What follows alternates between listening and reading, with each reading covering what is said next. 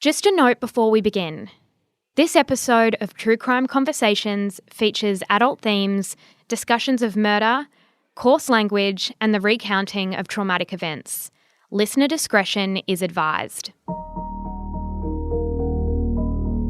It was early on a spring morning in October 1988 when two police constables, Stephen Tynan and Damien Eyre, received a phone call. There was a report of an abandoned car on Walsh Street, South Yarra, about 4 kilometres from Melbourne's CBD.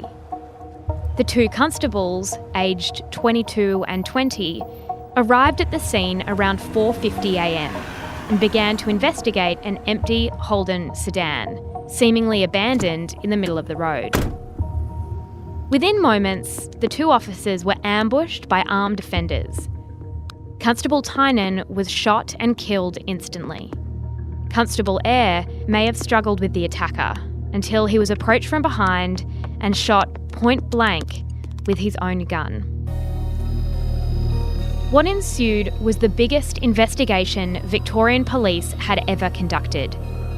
A number of men would come to be associated with the crime, including 2 sons of a woman often referred to as Granny Evil.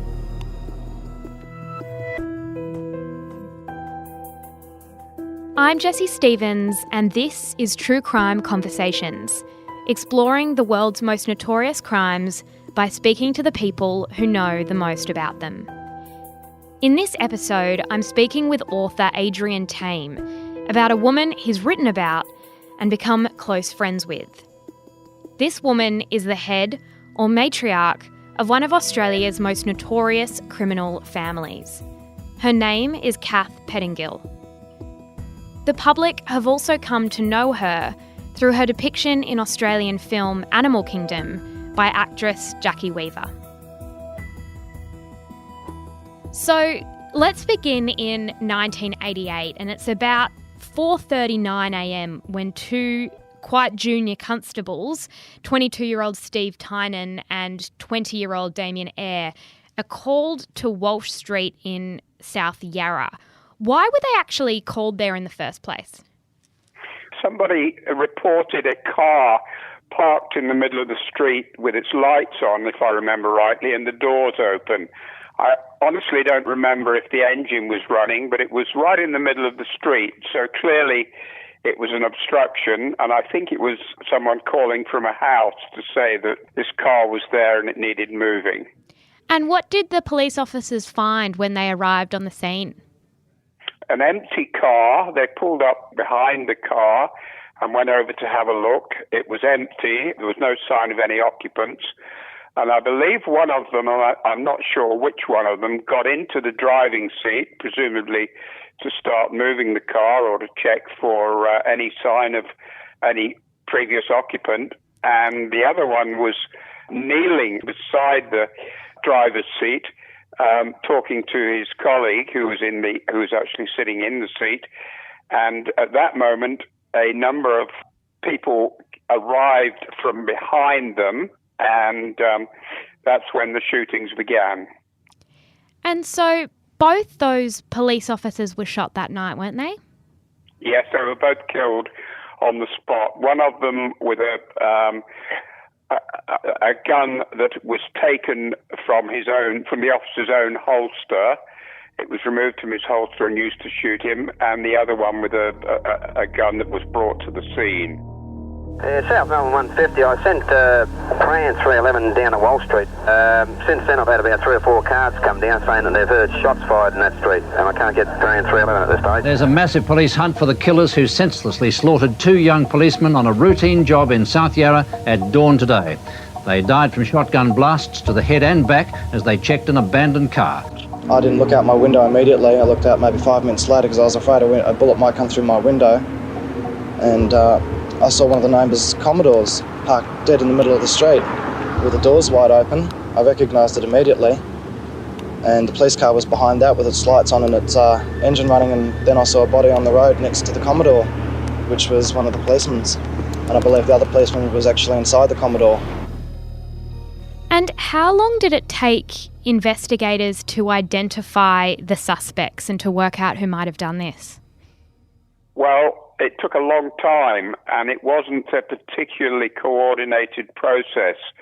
Sadly, the police investigating the case very quickly broke up into two factions, if you like, which almost worked against each other. They didn't pass on information to each other, and this went on for weeks and weeks, and there were various important stages during the investigation. Initial suspects were Kathleen Pettingill's two sons, Victor and Trevor.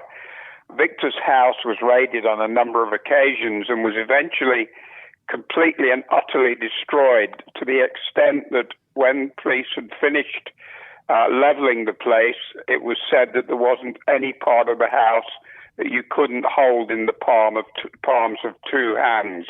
They also dug up all the garden. Kathy had some pretty horrific memories of this time, which turned her very much against the police, because she's always maintained the innocence of Victor and Trevor. But one of the more damning incidents that happened at this time was that one of Victor's children had a pet budgerigar in a cage, and one of the officers allegedly, on entering the house, initially pulled the budgerigar out of the cage and wrung its neck, again allegedly in front of the child. When Kathy heard about this, she bought the child a replacement budgerigar, and on a subsequent raid, I'm not sure whether it was the same officer, I think it allegedly was, he looked into the cage and said, "I thought I'd killed that bird," pulled the replacement bird out and wrung that one's neck. Now, Kathy sent a letter of complaint to the police about that. It was never satisfactorily resolved. That's her version of events, for what it's worth. And so, were those two men that were her sons, did they ever find enough evidence to convict them of that crime? No, they didn't. There were 4 people charged altogether, Trevor, Victor, and 2 others, and all 4 were acquitted. Very significantly, on the day they were acquitted, a radio message went out from police headquarters to all police cars in Melbourne saying the 4 Walsh Street accused have all been acquitted. Repeat, have all been acquitted. Please keep control of yourselves.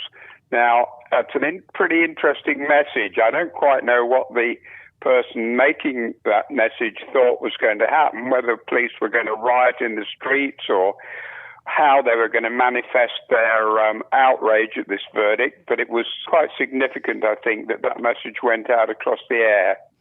And was there just not enough evidence in the end? Is that why they were acquitted? Well, I guess that would have to be the reason. The evidence didn't satisfy the jury that the 4 accused had committed the offence.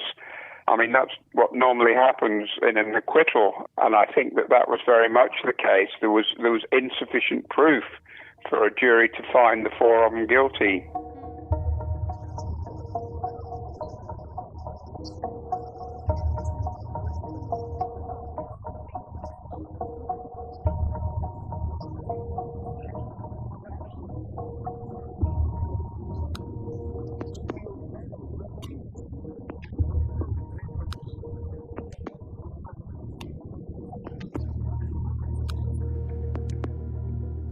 And as you said, 2 of these men were the sons of a woman named Kathleen Pettingill, known to some as Granny Evil, has been her sort of, I guess, nickname in a lot of media outlets. Can you describe what role she played in that family and what the family actually looked like? Well, Kathy had 10 children altogether, and Victor and Trevor were 2 of the 10. 3 of the 10 were taken from her at birth in somewhat suspicious circumstances. That was the sort of thing that happened in the 50s, and where children born out of wedlock were sometimes taken away by organizations, I think including the Salvation Army, and found foster homes. Kathy never wanted any of her children to be taken, but they were. Of the remaining 7, sadly to say, every one of them has finished up either dead, in prison virtually for their entire lives, or under witness protection. So it's not an impressive record of maternal care particularly. Her role in the family, unlike the character in Animal Kingdom, Smurf, who's based on Kathy, that character in the American series, Smurf in that series is very much the ringleader and the mastermind behind most of the offences they commit. That wasn't the case with Kathy. She had her own little empire of crime. She dealt in prostitution, a bit of drug dealing, but she certainly wasn't the mastermind, for instance, for the bank robberies in which Victor was involved.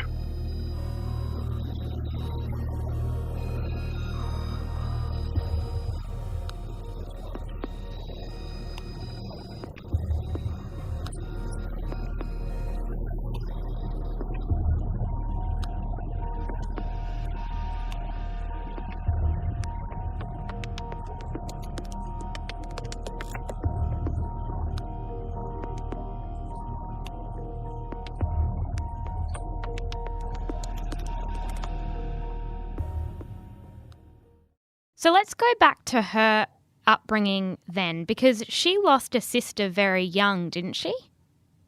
Yes, she did.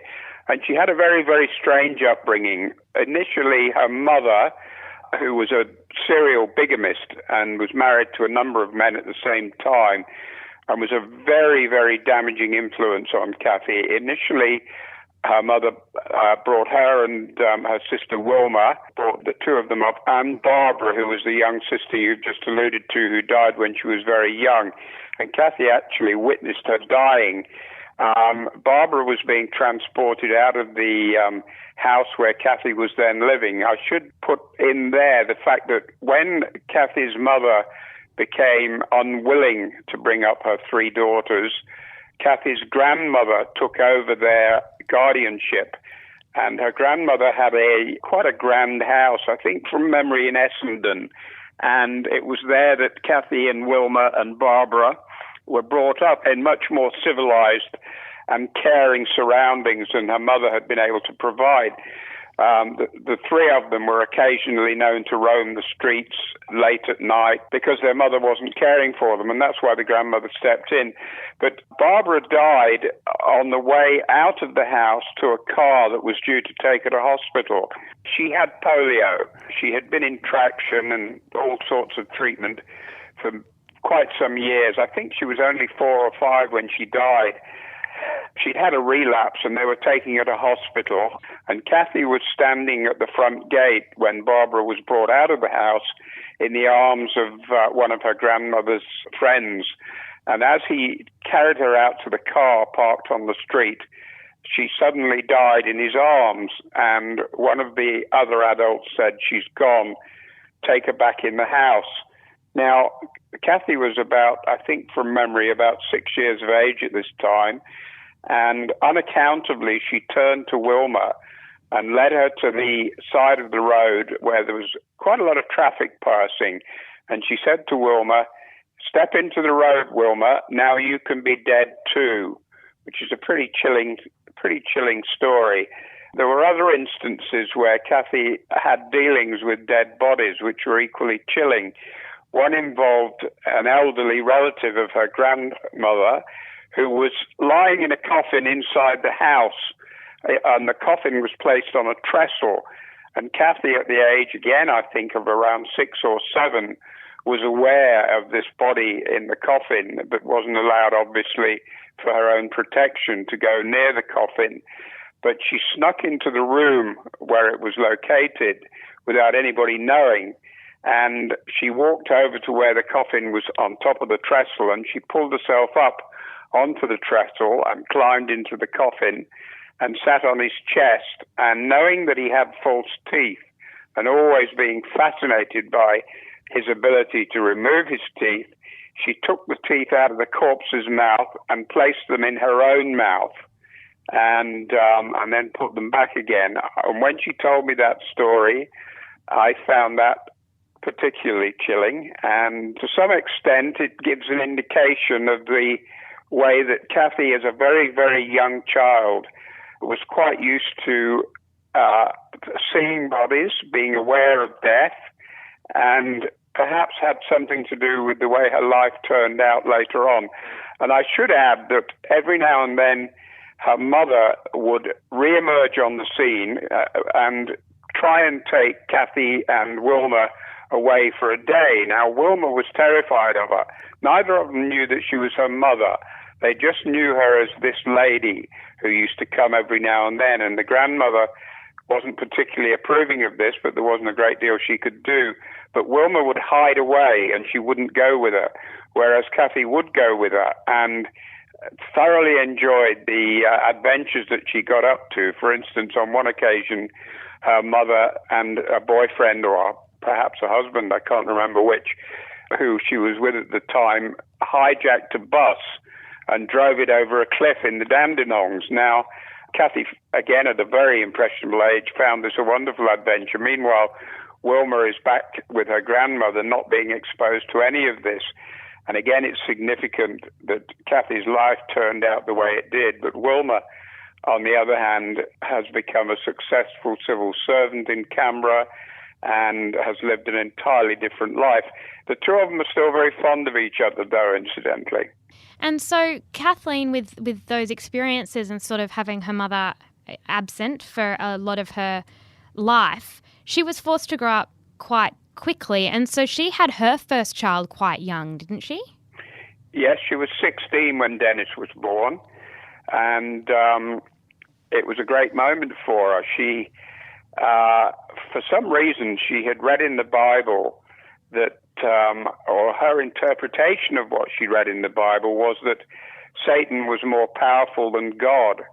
So she prayed to Satan that she would have 10 children, which was very prescient because she did in fact have 10 children. And Dennis was the first of those and was born at the age when Kathy was 16. And Dennis's father, a man called Ryan, if I remember rightly,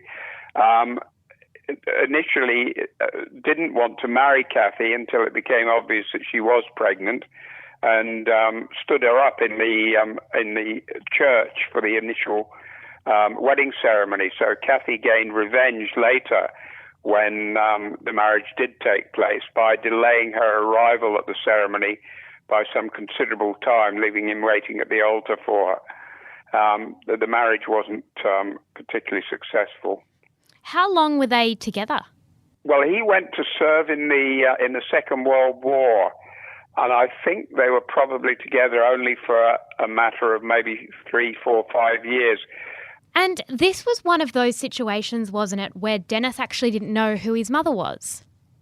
Yes, and that was, again, I think, very formative in his life. Kathy was unable to bring up because she very quickly had other children after Dennis. She had Peter. I think Vicky was probably next. I'm not absolutely sure of the order, but she had children by 3 separate fathers: Ryan, Pierce, and Pettingill. Billy Pierce died in a building site accident. He was buried alive in a trench. And Kathy was pumping out children at an alarming rate, and she couldn't look after them all. So she allowed her mother, quite amazingly, given the track record that her mother had, to bring up Dennis and Peter, her 2 firstborn. So Kathy relinquished control of Dennis fairly early on. And when she saw him, she always told him, when he was a young boy, and Peter, that she was their sister, not their mother.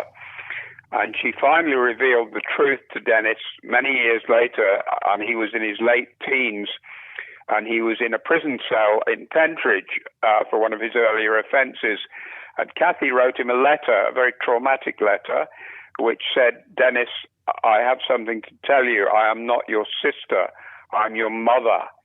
And this was a repeat of something that had happened to Kathy, because when, not long after Dennis was born, she went to see her grandmother to show Dennis to her, and her mother was there at the time. And Kathy was under the impression that the mother was just a lady. She didn't know that she was her mother. And her grandmother turned to her daughter and said, meet your new grandson. And that became immediately apparent to Kathy, that this woman who she'd had these wild adventures with, who was, as I say, known as that lady, was in fact her mother. So this strange custom of not knowing who your real mother is was passed on down the generations, and I think probably had a whole lot to do with the way the family evolved.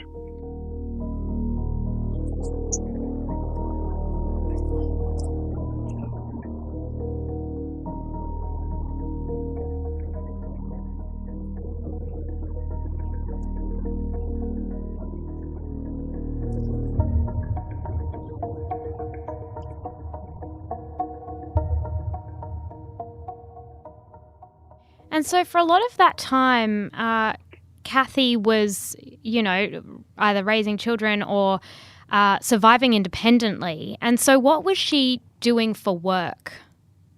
Well, she worked initially as a barmaid in a pub. I forget the name of the pub, but it was quite a big concern because they had entertainers like Johnny Farnham in the very early stage of his career. She has a very good photograph of herself in Farnham, of which he has tried to disassociate himself, and Kamal and Warren Mitchell, and she fell out with him very badly. She worked there as a barmaid, and she was living with a number of the children in the Olympic Village, the old Olympic Village in Heidelberg. Melbourne hosted the 1956 Olympic Games, and when the athletes left at the end of the Games, the village that they'd lived in was turned over as a sort of a housing commission area for homeless people, or for people who had trouble purchasing or renting homes.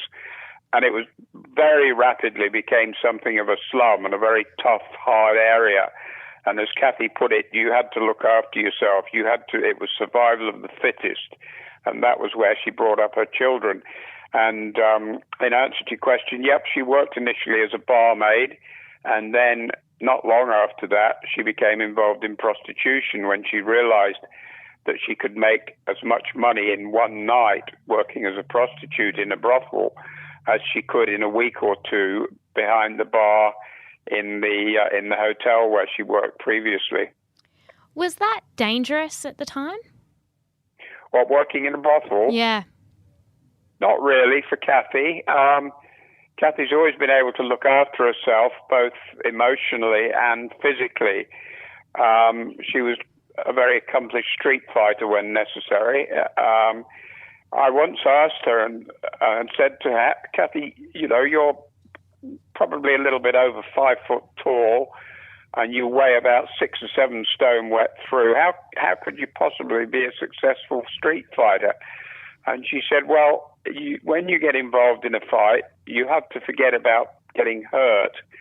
And if you do that, and if you're determined enough, you always win. So it wasn't dangerous for Kathy. And she's a pretty commanding presence. And if any of her clients early on had threatened her or abused her, there's absolutely no doubt that they would have got a lot more than they gave. So, no, I don't think she would have found that dangerous. And apart from that, she worked her way up very quickly and became the madam rather than one of the prostitutes.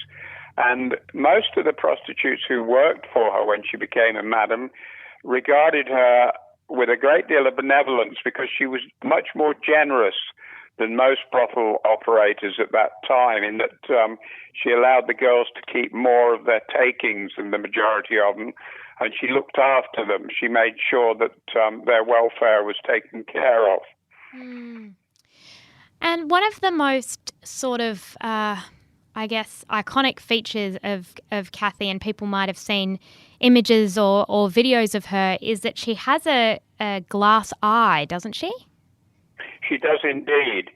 Her eye was shot out in pretty horrific circumstances. Her daughter Vicky owed $300 to a woman called Kim Nelson, who was a very well-known prostitute in Melbourne in the, I guess it would have been the 60s or the early 70s. And Kathy and Dennis, who by that stage I suppose would have been in his teens, went to the Housing Commission flats, I think in Carlton, to repay Kim Nelson the $300 that Kathy's daughter Vicky owed. And they went to the Housing Commission flat in which they were told Kim Nelson was staying, to repay the money. And Kathy knocked on the door, and a voice on the other side said, "Who is it?" And she said, "It's Kathy, I've come to repay that money." And at that moment, a bullet came through the door and hit Kathy in the eye. And in fact, the eye landed on Dennis's T-shirt, and before she went down, she looked across at Dennis, and there is her eye, her own eye, looking at her from across the way on Dennis's T-shirt. Now, it was never proved whether it was Kim Nelson or the woman who she was with who fired that shot. And Kathy refused to give evidence against either of them because of the honor among thieves edict, which forbade her from giving evidence. And at the end of the case, when Nelson was in court, Kathy was called upon to give evidence and said she had no memory whatsoever of the incident and had no idea who fired the shot. And she was ordered to get down from the witness box. And the magistrate said to Kim Nelson, "Well, I have no choice other than to find you not guilty because there's no evidence to convict you." And at that moment, Nelson too left the dock and walked over to where Kathy was standing in the audience at the back of the room, at the back of the court, and walked up to her and put her hand out and said, "I'll have that $300 now, thanks." Kathy pointed to her eye and said, "I f***ing paid. I f***ing paid." And her voice rang out through the court. And when Kathy talks like that, you don't forget it. No. And she'd be pretty lucky to be alive, wouldn't she, if she was shot? Yes, she always said if she'd been 2 inches taller, she would have been killed. Because I think it's 2 inches taller, or maybe it's 2 inches shorter. But one or the other, the bullet would have hit her in the brain rather than in the eye. So yes, indeed, she was very lucky. And moving on to her son, Dennis, who was eventually nicknamed Mr. Death. In the 1970s, I believe he was sentenced for rape. What do you know about that crime? Before we get to that, Jessie, there's one other fascinating story about Kathy's eye, which I think I should tell you. Yes, absolutely. It's not generally known that false eyes don't last forever. They last for about 10 years, and then you have to have them replaced. Now, Kathy was in jail at the time her first false eye was due for replacement, and she was taken from the jail into the centre of Melbourne to the surgery for the replacement eye to be provided for her.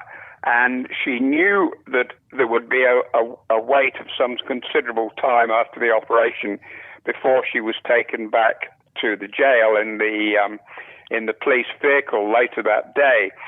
So, and she knew she would be kept in the waiting cells at Russell Street Police Station. So she organised for a friend to bring her a loaf of fresh bread and a jar of Vegemite that she could eat in the cells while she was waiting to go back. And the reason for this was that you couldn't get decent bread, and you certainly couldn't get Vegemite because it would be used to make alcohol. You couldn't get either in prison, so Kathy had teed this up beforehand to make sure that she could have them while she was waiting to go back to jail. The bread and Vegemite duly arrived, and she was about to tuck into them when I'm not sure whether it was a policeman or a prison warder, interrupted her and said, "What do you think you're doing with that bread, you old slag?" And Kathy is not used to being spoken to like that and always gets her revenge. And she said to him, "Well, these have been brought for me and I'm about to eat them." And he said, "No, you're not. Hand them over." And she said, "Look, if you let me have them, I will make you a cup of tea in the kitchen, which was next to the cells." And he said, "Oh, okay, all right, go ahead, make me a cup of tea." So Kathy is allowed out of her cell, and she goes into the kitchen and she produces a cup of tea. and she starts tucking into the bread and Vegemite while the officer, whether he's a prison officer or a police officer, starts drinking his cup of tea, and he gets halfway down the cup and he suddenly hurls it onto the floor. And there, among the smashed crockery and the pool of brown tea, is an eye looking up at him. And Kathy had put her old false eye, which she'd asked to retain, into the bottom of the cup of tea. And the police officer or the prison officer shuddered with horror at the sight of this eye, whereupon Kathy said, "What's wrong with you, you f***? It's not as if you don't know where it's been. It's been up here for the past 10 years, and she pointed at her eye. So the eye served a useful purpose even after it became redundant. Yeah, and is it awful that might be the best story I've ever heard? That is a very creative way to use your glass eye. Indeed it is. Indeed it is. Throw nothing away. Exactly right. It's very creative. So to her son, Dennis, who became quite a notorious criminal and was eventually nicknamed Mr. Death, he was sentenced for rape in the 1970s. What do we know about that crime? Well, he and Peter, his younger brother, and Kathy's second child, had gone to a house I can't remember exactly what the reason was, but it had something to do with collecting a debt. And when they arrived at the house, there were two girls there, I believe, and I may be wrong, but I believe the girls were prostitutes, and the man that they were collecting the debt from was the brothel owner. And Peter and Dennis were unhappy that the man wasn't there to repay the debt, so they raped the two girls. And in fact, they were both carrying weapons, and they fired one of the weapons, and a bullet passed through a wall into a bedroom where a child was sleeping and narrowly missed the child who was asleep in a cot.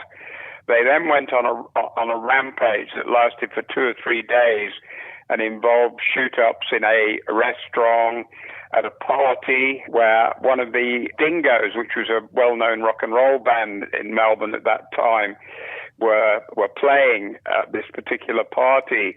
And I think Dennis or Peter asked one of them to play a particular song, and they refused. So I can't remember. I think it was Peter who shot this bloke in the leg, this member of the Dingoes.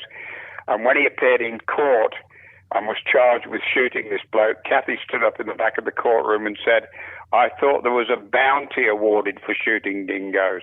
I didn't think you landed up in court." So she always retained a sense of a very macabre humour about these things. But the two of them were on a rampage that lasted for about 3 days, as I said, and that included Peter shooting at police. And they both got very, very lengthy sentences. Peter got about 10 or 12 years, and Dennis got about the same. And Peter escaped from jail. I was working for Truth newspaper at the time, and Kathy organised for him to phone me. And at the time, he was Australia's most wanted criminal. And I conducted a telephone interview with him where he told me about his life on the run, which we ran on the page of Truth. And of course, I had to, after the phone call finished, I had to then report it to police that I'd been speaking to him while he was on the run. So that was the kind of favours that Kathy was doing me at that time, putting very good stories in my way. And what was his demeanour? What kind of person was he? Peter? Yeah. Peter was a very interesting person. He had a steel trap of a mind. He was known as a prison cell lawyer, and he would often advise other prisoners.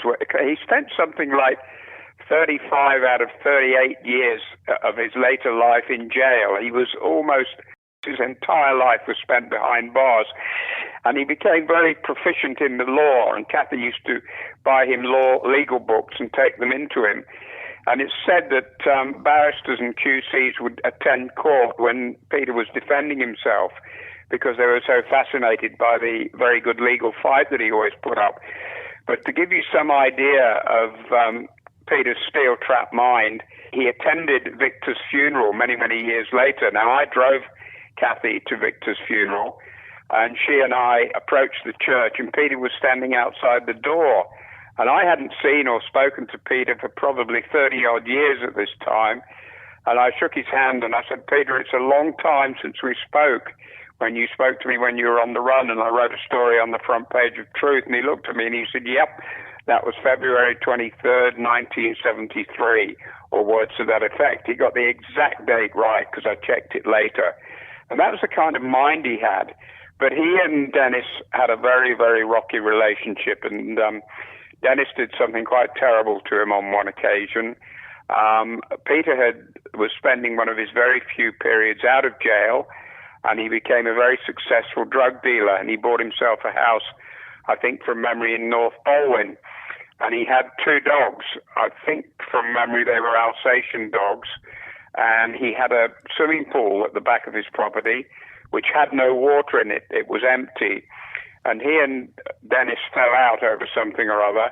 And Dennis's way of letting Peter know that he wasn't happy with them was to go to the house when Peter was absent, and he got the 2 dogs down into the bottom of the empty swimming pool, and he injected them both with massive amounts of amphetamine. And the 2 dogs couldn't get out of the pool, obviously. It had no water in it. And because of the amphetamines, they began fighting each other. And when Peter returned home, he found that they'd torn each other to pieces in the bottom of his empty swimming pool. Now, that was Dennis's way of letting Peter know that he wasn't happy with him. So this is a guy who doesn't care about the consequences of his behaviour. He doesn't really care about good or wrong. He's just doing what he's doing. He's evil by our judgment, but by his judgment, it's day-to-day stuff. And that's the thing that we all have trouble with, because we all live our lives by rules. We understand this thing called the social contract. We won't go so far, because if we go that far, then we lose something that we value. He doesn't value anything except himself. Dennis's relationship with Kathy was quite interesting as well, and there's a story that seems to encapsulate their sort of dynamic, and it involves a vacuum cleaner. Can you tell us what it was that Kathleen was so cranky about? Yes, indeed. Dennis, unlike most mass murderers, and depending on whose version you believe, Dennis killed either half a dozen people or 13 people is the highest estimate. But unlike most mass murderers, he didn't kill in the dark behind closed doors. Dennis committed most of his murders in public, in front of an audience. He liked other people to watch him. And perhaps the most spectacular version of this was when he killed Wayne Stanhope. And he was having a party at his house in Richmond, and there were probably 7 or 8 other people in the room. And he asked Stanhope to get up and change a record. And as Stanhope got up and walked across the room to the record player, Dennis pulled a gun out of his pocket and shot Stanhope across the room. As Stanhope fell to the floor, Dennis walked across and he pumped the remaining 5 bullets into Stanhope's head at point-blank range. He then went over to a door. By this stage, of course, all the other people in the party were screaming, vomiting, trying to get out of the door. Dennis went to a bedroom door on the side of the room and called out his young nephew, Jason, who was Vicky's son, who was then aged about 12 or 13. And he said, "Jason, give me the gun." And Jason brought a second gun out of the bedroom and handed it to Dennis, and Dennis went across to Stanhope's body and pumped another 6 bullets into his head, again at point-blank range. He'd by now become completely demented, and he shouted, "Give me a knife, give me a knife." Someone provided a knife for him, and he slit Stanhope's throat on the floor. And clearly, 12 bullets and a throat cut makes an awful lot of mess of a carpet. So Dennis, at the end of all of this, walked into Kathy's house next door. She was in bed, and he stood at the end of her bed, and he said, come, get out of that f***ing bed and come and clean up. I've shot that Stanhope. And Kathy's response was there anybody else there? And Dennis said, yeah, there's a house full. And Kathy said, well, knock them all or else I'm not coming. And she refused to go and clean up. So Dennis took a vacuum cleaner and he cleaned up the mess on the floor caused by Stanhope's murder. And after he'd done this, he burned the vacuum cleaner. Now, when Kathy told me this story, she finished the story by saying, and then he burned me f***ing vacuum cleaner, and there was no need to. I could have washed it out and used it again. And I said to her, Kathy, that is the most appalling, terrible thing I've ever heard you say. Your eldest son has just put 12 bullets in somebody's head and then cut their throat, and you're worried about a vacuum cleaner. And she looked at me and she said, Adrian, there's a side of me you've never seen, and I pray you never do. How many people do you think he killed? I think I know about 5. Some say there could be as many as 13. Yes, but I don't know all those people. And Dennis had a pretty serious drug habit too, didn't he? He did indeed. The golden rule for drug dealers is you don't sample your own merchandise. But Dennis not only sampled it, he used methadone or amphetamines to the extent that it would have killed the average person. It's very difficult to sleep when under the influence of amphetamines, and Dennis would sometimes go as much as 13 or 14 days without sleep, if Kathy is to be believed. And he would inject it into his arm, and he would have a dressing gown cord tied permanently around his arm to make the veins bulge so that he could inject himself more easily. And he was an absolute monster in the final stages of one of these week-long binges. And he would reach the stage where he really didn't know who he was, where he was, or who the people were around him. And on one occasion, he tried to murder Kathy, and she kept telling him, I'm your mother, Dennis, I'm your mother. And he finished up tying her to a chair and leaving her in a house tied to a chair. So he was, indeed, he had a shocking drug habit, and it finally killed him. He had a very rare disease whereby pieces of his heart broke away and clogged his bloodstream, and he died as a result of this in hospital, which was a direct result of his amphetamine habit. That particular drug, unlike many other drugs, very quickly leads to a sense of psychosis. It does damage to the brain, it does damage to areas of the brain that are involved in problem solving, personality. He would have had frequent episodes of psychosis, mental instability, emotional instability, lack of emotional control. And despite all of that, even, attacking Kathy, she was still fiercely loyal to all of her kids, even during the Walsh Street murders and those trials. Was that it, that she just felt like she couldn't turn on them, or do you think she couldn't have believed in their innocence? Well, she believed in Trevor and Victor's innocence in Walsh Street, very definitely. She never, ever accepted that they killed those 2 police officers, whether rightly or wrongly. And there have been a number of police who've gone on record saying that they don't think that Trevor was involved. Most of them believe Victor was involved. But I think there's a fairly strong consensus that Trevor wasn't involved. But you say that she was always fiercely loyal to them, and she was for the majority of the time. But in the end, when the Matriarch, my book on Kathy, was launched, and Kathy gave a speech at the launch, and she said that she would have killed Dennis if he hadn't died of a heart attack. And the main reason for this was not the fact that he was murdering people, although that was certainly a contributing factor. But what she found far more appalling was that he had become a police informer. And this is why, despite the fact that he was charged with a number of very, very serious offences, including murder, he was always granted bail. And the reason for this was that a number of bent policemen felt that he was more used to them on the outside, informing against other criminals, than if he'd been in prison and off the scene. And Kathy was horrified at this, that he actually informed on other criminals. So she wasn't loyal to Dennis. She was certainly loyal to all of the others. But the amount of information he was giving to members of the breaking squad and the consorting squad on other people, the crooks that he knew or was associated with, was incredible.